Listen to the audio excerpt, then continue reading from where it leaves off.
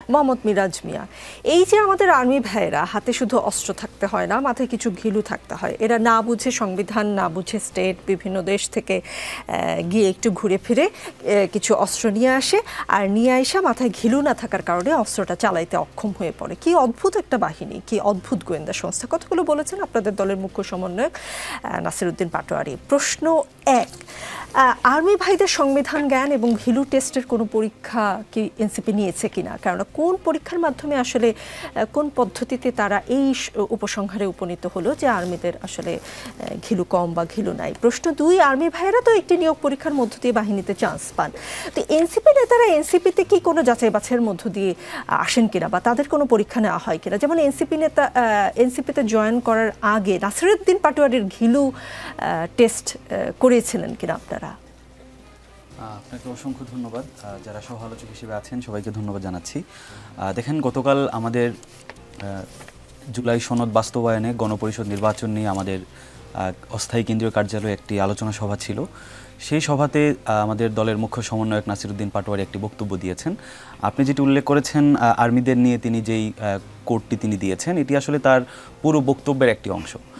এটি তার ব্যক্তিগত বক্তব্য, কোনো দলীয় বক্তব্য নয়। তো ওই জায়গা থেকে আসলে তিনি এর আগেও যখন আমাদের যুব সম্মেলনের একটি প্রোগ্রাম ছিল, সেখানেও তিনি আসলে আর্মির যে সংস্কার, ডিজিএফআই এর যে সংস্কার, সেটির কথা বলেছেন। তো সেটির ধারাবাহিকতায় আসলে গতকাল তিনি বক্তব্যটি দিয়েছেন। বক্তব্যটির মূল উদ্দেশ্য ছিল আমাদের আর্মিদের যে সাংবিধানিক যে জ্ঞানের কথাটি বললেন, এই জায়গাটিতে আসলে বাংলাদেশের সংবিধানে বাংলাদেশের প্রত্যেক নাগরিকের তার জীবনের যেই নিরাপত্তা, তার যে নাগরিক যে অধিকার, তার প্রত্যেকটা রাজনৈতিক যে অধিকারগুলো রয়েছে, সেগুলো আমরা দেখেছি গত 15 বছরে কীভাবে ভুলুণ্ঠিত হয়েছে। ওই জায়গাটা থেকে আমরা দেখেছি এই যে গত 15 বছরে নাগরিক অধিকারগুলো যে ভুলুণ্ঠিত হয়েছে, এটার একটা অন্যতম অংশীজনও কিন্তু আসলে এই যে ডিজিএফআই ছিল। কিভাবে আমরা এখন দেখতে পাচ্ছি যে এই যে আজকেও দেখা গিয়েছে যে জেনারেল একজনের ব্যাপারে ভাইরাল হয়েছে যে উনি একাই তিনি সিরিয়াল মানুষকে হত্যা করেছেন প্রায় 1030 জনের মতো। কাদেরকে হত্যা করেছেন? বিরোধী রাজনৈতিক দলের। ওই জায়গা থেকে আসলে নাসিরউদ্দিন পাটোয়ারি বলেছেন এই যে গত তিনটি ইলেকশন, এই যে প্রায় 10 কোটি মানুষের যে ভোটার অধিকার হরণ করা হয়েছে, ওই জায়গা থেকে যে আমাদের যে সেনাবাহিনীর যে দায়িত্ব, তারা কিন্তু ওই জায়গাটিতে তারা পালন করেনি। দ্বিতীয়ত ডিজিএফআই এর মাধ্যমে এই রাষ্ট্রে বিরোধী দলীয় নেতাকর্মীদেরকে যে গুম খুন, অপহরণ থেকে শুরু করে ক্রসফায়ার থেকে শুরু করে এই জায়গাটিতে তিনি হাত দিয়েছেন।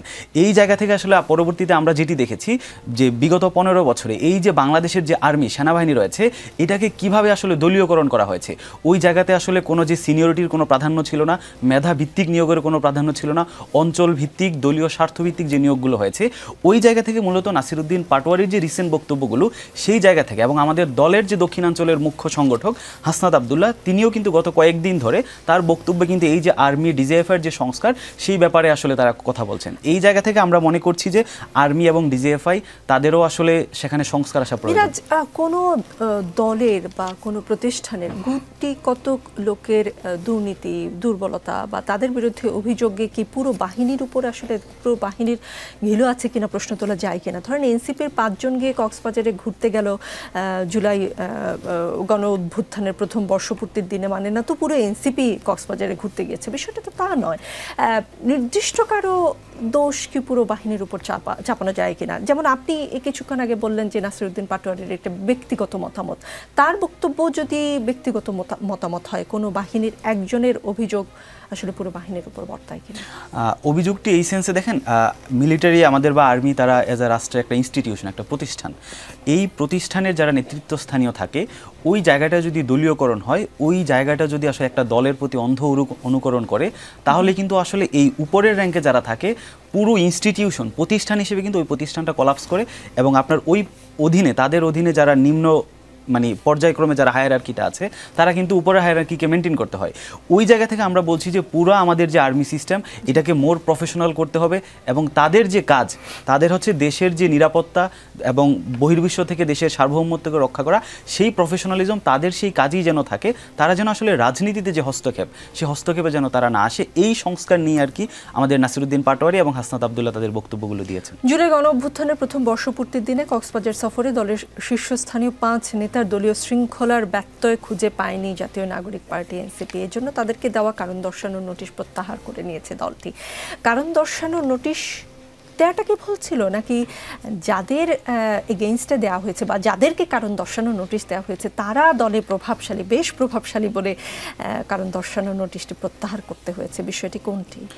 বিষয়টি হচ্ছে, দেখেন, প্রথমে আমি একটি নৈতিক জায়গা থেকে যদি আমরা এটি মুরাল গ্রাউন্ড থেকে যদি বিবেচনা করি, এখানে সার্জিস আলম, জনাব হাসনাত আবদুল্লাহ, তারা যদি আমরা বলি যে 2024-এর যে ছাত্র জনতার গণ অভ্যুত্থান ছিল, সেই গণ অভ্যুত্থানের সামনের কাতারের যারা নেতৃত্বস্থানীয় সেখানে দুজন ছিলেন, নাসিরউদ্দিন পাটোয়ারি অন্যতম ছিলেন।